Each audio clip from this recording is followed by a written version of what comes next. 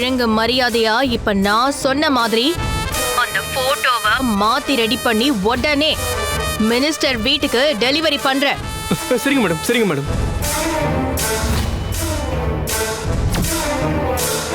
நானும் அவ பேக் பண்ணி வச்சிருந்த மாதிரியே பேக் பண்ணி கதிர் கண்ல படுற மாதிரியே வச்சுட்டேன்.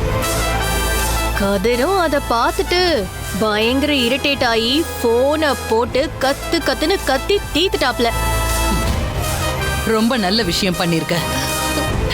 அந்த அன்பு பத்தின எந்த நினைப்பும் கதிருக்கு வராம பாத்துக்கணும். இப்ப அதுதான் முக்கியம். அந்த போட்டோவை பார்த்து கத்துன கத்துலயே எனக்கு ஒண்ணு நிச்சயமா தெரிஞ்சு போச்சு. நான் எதை நினைச்சு செஞ்சேனோ அது நல்லபடியா முடிஞ்சிருச்சு அத்த. ஆனா இது மட்டும் போதும்னு நாம விட்டுறக்கூடாது. வேற என்ன பண்ணணும்?